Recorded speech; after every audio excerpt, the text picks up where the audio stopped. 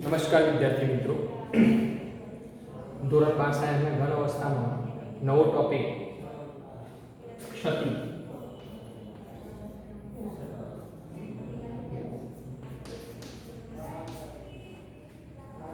ક્ષતિ કોને કહેવામાં આવે?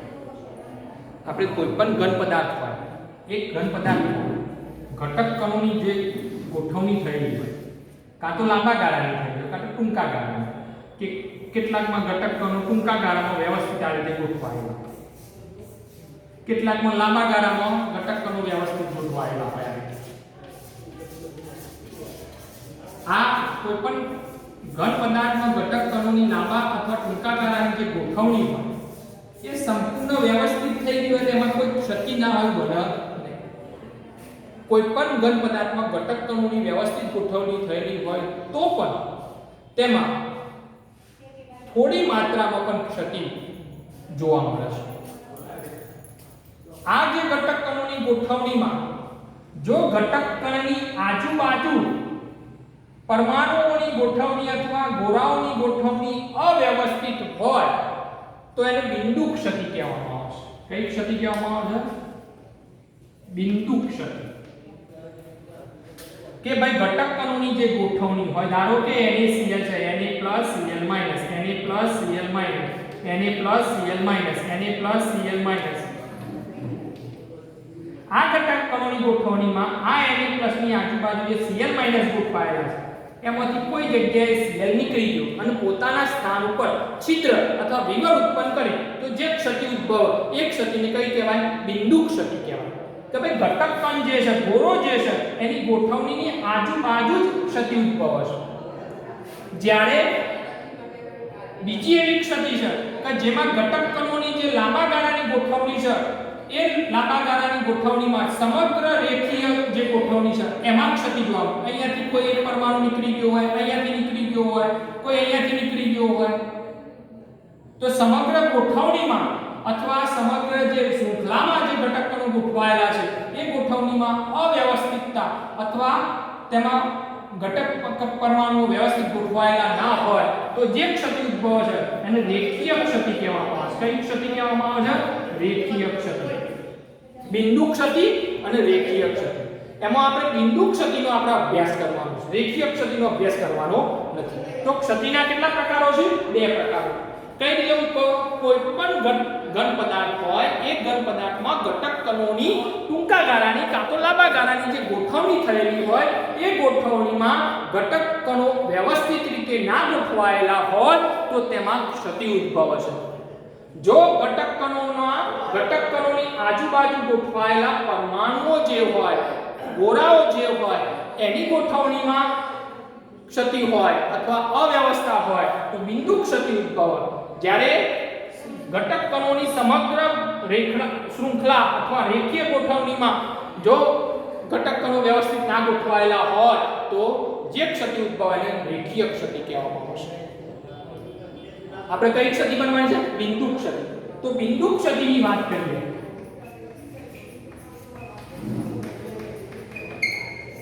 બિંદુ ક્ષતિ. તો બિંદુ ક્ષતિના બે પ્રકારો, આમ જોયા છે ત્રણ પ્રકારો. એક તત્વ યોમિતિ ક્ષતિ, બે બિન તત્વ યોમિતિ ક્ષતિ, અને ત્રણ અશુદ્ધિની ક્ષતિ. આ ત્રણ ક્ષતિ છે. તત્વયોગમિતિ ક્ષતિ, બિન તત્વયોગમિતિ ક્ષતિ અને અશુદ્ધિની ક્ષતિ. એમાં આપણે તત્વયોગમિતિ ક્ષતિ જોઈએ. એક નંબર તત્વયોગમિતિ ક્ષતિ. તત્વયોગમિતિ ક્ષતિની વાત કરીએ તો તત્વયોગમિતિ ક્ષતિમાં એક ઉદાહરણ લઈએ. આપણે દોરીએ ઘટક કણો ગોઠવીએ.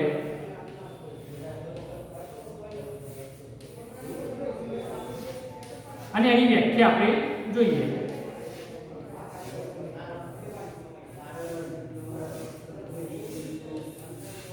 ધારો કે આ NaCl નો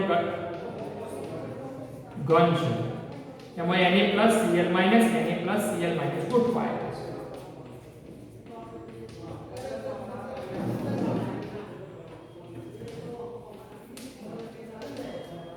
આ જે આયોનિક ઘન છે એ ઘનની ગોઠવણીમાં કોઈ જગ્યાએથી Na+ ગોઠવાયેલું નથી, તે જગ્યા ખાલી છે.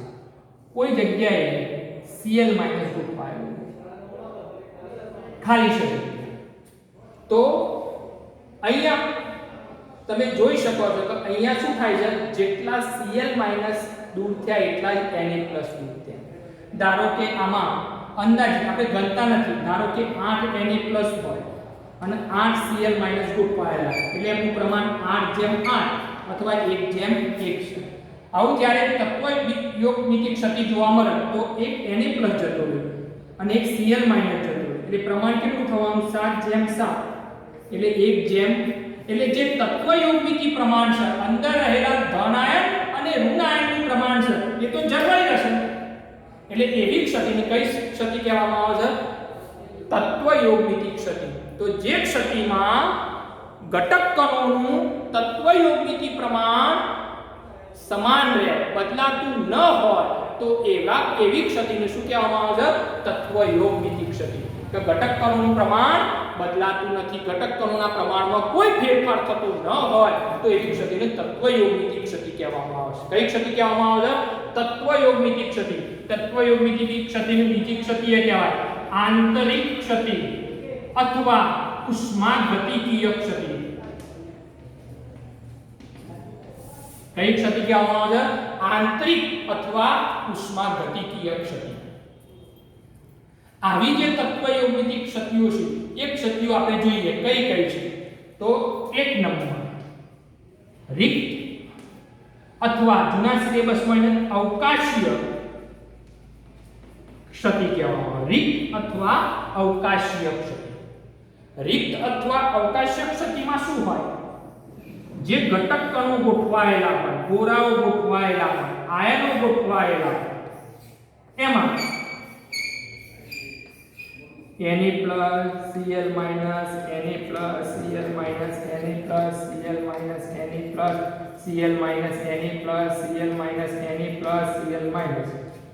અને આ જે ઘટક કણો છે એમાં કોઈ જગ્યાએ Na+ ના ગોઠવાયો, એટલે ઘટક કણો પોતાની જે ગોઠવણી છે એ જગ્યાએ ના ગોઠવાય અને એ જગ્યાએ શું ઉત્પન્ન થાય? છિદ્ર ઉત્પન્ન થાય, વિવર ઉત્પન્ન થાય. તો જે ક્ષતિ જોવા મળશે એ ક્ષતિનું શું કહેવામાં આવે છે? અવકાશીય ક્ષતિ અથવા રિક્ત ક્ષતિ કહેવામાં આવે. કે ઘટક કણોની ગોઠવણીમાં ઘટક કણ તરીકે આયનો હોઈ શકે. આયનો અથવા ગોળાઓ પોતાના સ્થાન ઉપર શું ઉત્પન્ન કરે? છિદ્ર ઉત્પન્ન કરતા હોય, તો આવી ક્ષતિને કઈ ક્ષતિ કહેવામાં આવે છે? રિક્ત ક્ષતિ. એવું નહીં ધન આયન ઋણ આયને જઈ શકે છે, પોતાના સ્થાન ઉપર શું ઉત્પન્ન થાય? છિદ્ર ઉત્પન્ન થાય, તો એને રિક્ત ક્ષતિ કહેવામાં આવે છે. અને આવી ક્ષતિઓ મોટે ભાગે તાપમાન વધારા સાથે એક ક્ષતિમાં વધારો થાય. જેમ જેમ તાપમાન વધે એટલે શું થવાનું? ધન આયન કે ઋણ આયન પોતાના સ્થાન પરથી ચલિત થઈ જશે, પોતાના સ્થાન ઉપર શું ઉત્પન્ન કરે? છિદ્ર ઉત્પન્ન કરે. એટલે તાપમાન વધવાના કારણે આવી ક્ષતિમાં શું થાય છે? વધારો થાય છે. આ ક્ષતિને કારણે ઘનતા અથવા ઘનત્વ ઘટે છે. શું થવાનું? ઘનતામાં ઘટાડો. કેમ? કે ભાઈ પહેલા NaCl જે હતો Na+, એમાં 1 સેન્ટીમીટર લંબાઈ, 1 સેન્ટીમીટર ઊંચાઈ, એકમ કદ લઈએ તો એકમ કદમાં શરૂઆતમાં ધારો કે 6 Na+ અને 6 શું છે?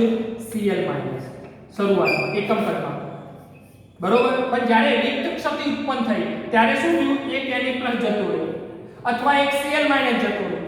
તો Na+ કેટલા થઈ જવાના? 6 ના બદલા 5 થઈ જવાના. Cl તો દાખલા ના જોડે નહીં, એટલે પહેલા જે વજન હતું એના વજન કરતા 23 ગ્રામ જેટલું વજન ઘટ્યું. કેમ? એક Na+ ગયો એટલે 5 Na થઈ ગયા. 5 Na થાય એટલે 23 ગ્રામ ઘટવાનું, એટલે 23 ગ્રામ વજનમાં ઘટાડો થયો. હવે આપણે ઘનતાનું સૂત્ર શું લખીએ છીએ? ઘનતા બરાબર વજન ભાગ્યા આણ્વીય દળ લખીએ. એટલે 23 ગ્રામ વજન ઘટ્યું એટલે વજન ઘટ્યું, આણ્વીય દળ તો એટલું જ રહેવાનું 58.5. 23 ગ્રામ વજન ઘટ્યું એટલે ઘનતામાં શું થવાનો? ઘટાડો થશે. એટલે ઘનતા ઘટશે. અવકાશીય ક્ષતિ અથવા રિક્ત ક્ષતિને કારણે ઘનતામાં શું થાય છે? ઘટાડો થાય છે. આ ક્ષતિનો તત્વયોગિક ક્ષતિનો પહેલો પ્રકાર રિક્ત ક્ષતિ. બીજો પ્રકાર જોઈએ 2 નંબર આંતરાલીય ક્ષતિ.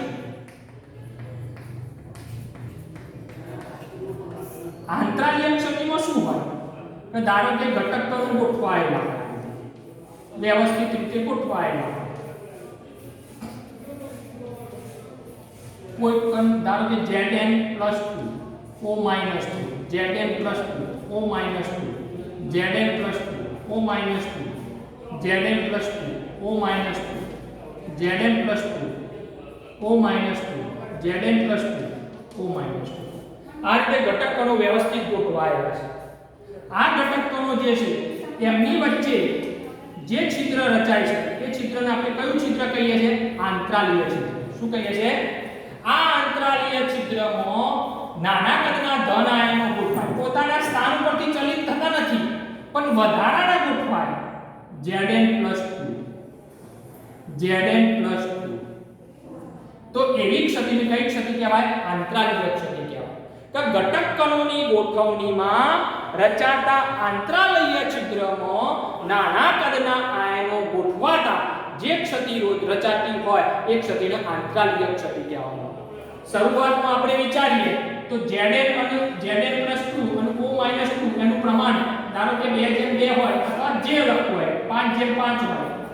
આવું વધારાના 2 Zn આવ્યા એટલે શું થયું? વધારાના 2 Zn આવ્યા એટલે વજન વધવાનું. એકમ કદનો પહેલા 5 Zn હતા અને 5 O - 2 અંદાજે, આપણે ગણતા નથી, અંદાજે. આવું વધારાના 2 Zn + 2 આવ્યા એટલે વજનમાં વધારો થવાનો. વજન વધે તો ઘનતા બરાબર વજન ભાગ્યા નિવેદન, તો શું થવાનું? તો સ્વાભાવિક છે વજન વધે એટલે ઘનતામાં શું થવાનું? વધારો થવાનો. એટલે આંતરાલીય ક્ષતિને કારણે ઘનતા અથવા ઘનત્વ વધે છે. શું થાય છે? ઘનતા અથવા ઘનત્વ વધે છે. આ બીજા નંબરની ક્ષતિ. પહેલી કઈ? રિક્ત અવકાશીય ક્ષતિ. અવકાશીય ક્ષતિમાં ઘટક કણો અથવા આયનોની જે ગોઠવણી હોય એ ગોઠવણીમાં આયનો અથવા ગોળાઓ પોતાના સ્થાન પરથી ચલિત થઈ ગયેલા હોય અને પોતાના સ્થાન ઉપર શું ઉત્પન્ન થયું હોય? છિદ્ર ઉત્પન્ન થયેલું હોય તો આવી ક્ષતિને રિક્ત ક્ષતિ કહેવાય. રિક્ત ક્ષતિમાં પોતાના સ્થાન પરથી ધનાયન કે ઋણાયન ચલિત થઈ જાય તો શું થાય?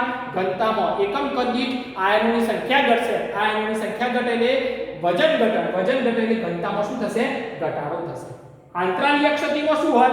કે ઘટક કણોની ગોઠવણી વચ્ચે જે આંતરાલીય છિદ્ર રચાય છે એ આંતરાલીય છિદ્રમાં વધારાના ધન આયનો ગોઠવાય છે અથવા નાના કદના આયનો ગોઠવાય છે એટલે શું થવાનું? એને આંતરાલીય ક્ષતિ કહેવાય. વધારાના આયનો ગોઠવાય એટલે વજન વધે. વજન વધે એટલે ઘનતામાં શું થવાનું? વધારો થશે. આ બીજા નંબરની ક્ષતિ. 3 નંબર જોઈએ શોધકી ક્ષતિ. કઈ ક્ષતિ? શોધકી ક્ષતિ.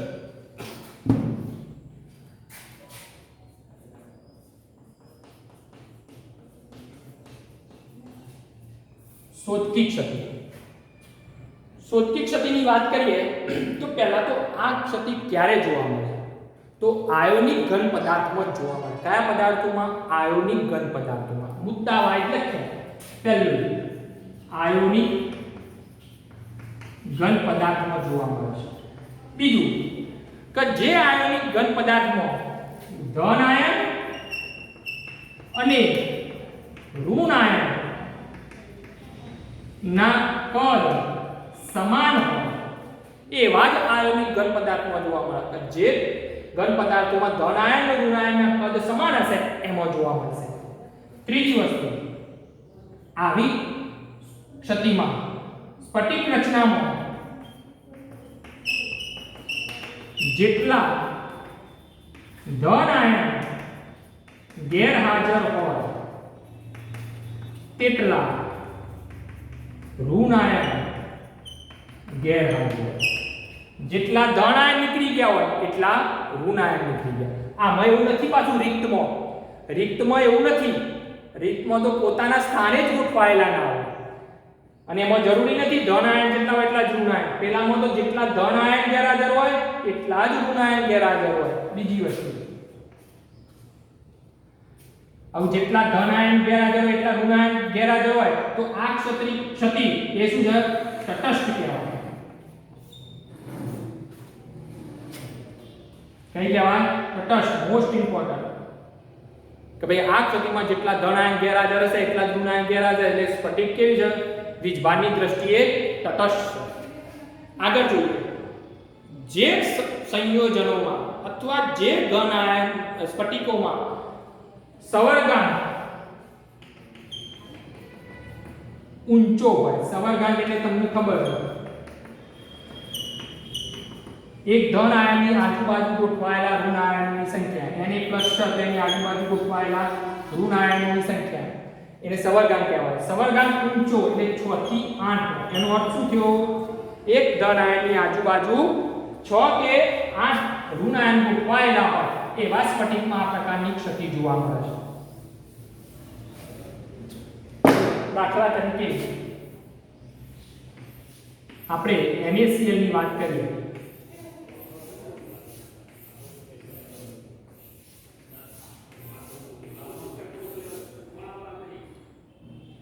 એમાં Na+, Cl-, Cl-, Cl-,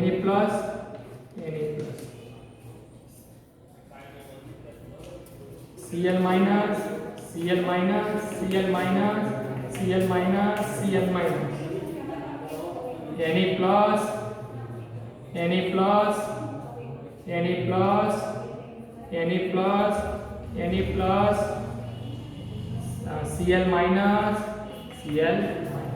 આ રીતે Na+, Cl- ગોઠવાયેલા છે. હવે જ્યારે એમાં શોધકી ક્ષતિ જોવા મળે તો જેટલા ધન આયન ગેરહાજર હશે એટલા ઋણ આયન ગેરહાજર હશે. ધારો કે 2 ધન આયન ગેરહાજર હોય તો 2 તમને સ્ટ્રક્ચર ઉપરથી પણ ક્ષતિનો પ્રકાર પૂછશે. આ દોરેલું હોય અને પૂછ્યું કે કઈ ક્ષતિ જોવા મળે તો તમારે ચેક કરી લેવાનું કે ધન આયનની જગ્યાઓ કેટલી ખાલી છે? 1 અને 2. ઋણ આયનની જગ્યાઓ 1 અને જેટલા ધન આયન દૂર થાય એટલા ઋણ આયન દૂર થાય એટલે સમજી જવાનું એ કઈ ક્ષતિ કહેવાય? શોધકી ક્ષતિ કહેવાય. કઈ ક્ષતિ? શોધકી ક્ષતિ. શોધકી ક્ષતિને બીજી રિક્ત ક્ષતિ એ કહેવાય. અવકાશીય ક્ષતિ એ કહેવાય. કઈ કહેવાય? અવકાશી અથવા રિક્ત ક્ષતિ એ કહેવાય. બરોબર? એટલે શોધકી ક્ષતિને રિક્ત ક્ષતિ પણ તમે કહી શકો છો. બીજું NaCl ની વાત કરીએ તો NaCl ના 1 સેન્ટીમીટર ક્યુબ કદ લેવામાં આવે તો 1 સેન્ટીમીટર ક્યુબ કદમાં 10⁶ શોધકી છિદ્ર હોય. કેટલા હોય? 10 એટલે આવા છિદ્રોની સંખ્યા ગણવામાં આવે શોધકી છિદ્રોની તો 10⁶ જેટલા હોય. 1 સેન્ટીમીટર ક્યુબ જે હોય એમાં આયનોની ગોઠવણી 10⁻22 આયનો હોય. કેટલા આયનો હોય? આ તમે આયનો ગોઠવો Na+, Cl- તો કેટલા ગોઠવાયેલા હોય? 10⁻22 આયનો ગોઠવાયેલા. તો બંને પરથી એવું કહી શકાય કે 1 સેન્ટીમીટર ક્યુબ હોય તો 10⁻22 ની ઉપર લઈ જાઓ 10⁶ નીચે લાવો એટલે એવું કહી શકાય કે 10⁻16 આયનોએ એક શોધકી છિદ્ર હોય. કેટલો? બાજુને એવું શોધી નાખવાનું. કઈ રીતે? 10⁻22 હોય ત્યારે 10⁶ અથવા 10⁶ શોધકી છિદ્રો હોય ત્યારે આયનો કેટલા? 10⁻22 તો એક શોધકી છિદ્ર એ કેટલા? તો 10⁻22 ઉપર રહે 10⁶ નીચે આવે તો 10 ની કેટલી થવાની? 16 એટલે 10⁻16 આયનોએ NaCl માં એક શોધકી છિદ્ર હશે. આ NaCl જે ખરો એ NaCl સિવાય બીજા કેટલાક આયનીય ઘન પદાર્થો છે કે જેમાં આ પ્રકારની ક્ષતિ જોવા મળે છે. તો એવા કયા કયા છે? તો CaCl, KCl અને AgBr વગેરે. આ જે AgBr છે K2SO4 આયનિક ઘન પદાર્થો લખી શકાય. આ AgBr છે એ AgBr યાદ રાખજો કે બીજી ક્ષતિ ફ્રેન્કલે ધરાવે છે. પ્રશ્ન પૂછાય ફ્રેન્કલ જોઈએ છે આપણે કે નીચેનામાંથી કયો આયનીય ઘન પદાર્થ એ શોધકી અને ફ્રેન્કલ બંને ક્ષતિ ધરાવે છે? તો AgBr. કયો? AgBr. બીજું અહીંયા શોધકી ક્ષતિના કારણે એકમ કદમાં જેટલા ધન આયન ગોઠવાયેલા હતા જેટલા ઋણ આયન ગોઠવાયેલા છે એટલા રહેશે ના, દૂર થઈ જશે. એટલે શું થયું? ઘનતામાં ઘટાડો થાય છે, ઘનત્વ ઘટશે. ફરીથી શોધકી ક્ષતિ મોસ્ટ IMP પ્રશ્ન છે 3 માર્ક્સનો. પહેલા તો શોધકી ક્ષતિ ક્યારે જોવા મળે? તો પહેલું આયોનિક ઘન પદાર્થમાં શોધકી ક્ષતિ જોવા મળે છે. બીજું શોધકી ક્ષતિમાં ધન આયન અને ઋણ આયનના કદ કેવા હોવા જોઈએ? સમાન હોવા જોઈએ. કેવા હોવા જોઈએ? સમાન. સ્ફટિક રચનામાંથી જેટલા ધન આયન દૂર થતા હોય એટલા જ ઋણ આયન દૂર થતા હોવા જોઈએ. જેટલા ધન આયન જાય એટલા ઋણ આયન જશે. એટલે એવું કહી શકાય આ ક્ષતિ વિદ્યુતતાની દ્રષ્ટિએ કેવી છે? તટસ્થ. આ ક્ષતિ ક્યારે જોવા મળે? કે સવર્ગાંક ઊંચો હોય. જ્યારે ધન આયન અને ઋણ આયનના કદ સમાન હોય ને, તો કદ સમાન હોય એટલે ધન આયનની આજુબાજુ ગોઠવાયેલા ગોળાઓની સંખ્યા 6 પદો 8 જ હોય. એટલે સવર્ગાંક ઊંચો એટલે 6 થી 8 હોય ત્યારે આ પ્રકારની ક્ષતિ જોવા મળે. આ શોધકી ક્ષતિ એમાં રિક્ત ક્ષતિ એટલે અવકાશીય ક્ષતિ પણ કહી શકાય. કેમ? કારણ કે અવકાશ છિદ્રો ઉત્પન્ન થાય છે એટલા માટે. NaCl ની વાત કરીએ તો NaCl ના સ્ફટિકમાં 1 સેન્ટીમીટર ક્યુબ કદ લઈએ તો એમાં કેટલા શોધકી છિદ્રો હોય છે? 10 ની 6 ઘાત જેટલા શોધકી છિદ્રો હોય છે. કેટલા હોય છે? 10 ની 6 ઘાત જેટલા. 1 સેન્ટીમીટર ક્યુબમાં કેટલા આયનો હોય? NaCl માં 10 ની 22 ઘાત આયનો હોય. તો શું કહી શકાય? પેલું પદ મૂકવું હોય તો 10 ની 16 ઘાત આયનોએ એક શોધકી છિદ્ર હશે. કેટલું? એક શોધકી છિદ્ર. NaCl સિવાય બાકીના કયા આયોનિક ઘન પદાર્થોમાં આ પ્રકારની ક્ષતિ જોવા મળે છે? Caesium chloride CaCl, KCl, AgBr, K2SO4. AgBr ઉપર ચોરસ કેમ દોર્યું છે? કે AgBr એવો આયોનિક ઘન પદાર્થ છે કે જેમાં શોધકી ક્ષતિય જોવા મળશે અને ફ્રેન્કલ ક્ષતિય જોવા મળશે. અને શોધકી ક્ષતિને કારણે ઘનતામાં શું થાય છે? ઘટાડો થાય છે. આ કઈ ક્ષતિ પૂરી થઈ? શોધકી ક્ષતિ. પછી નેક્સ્ટ પીરિયડમાં આપણે ફ્રેન્કલ ક્ષતિ લઈશું.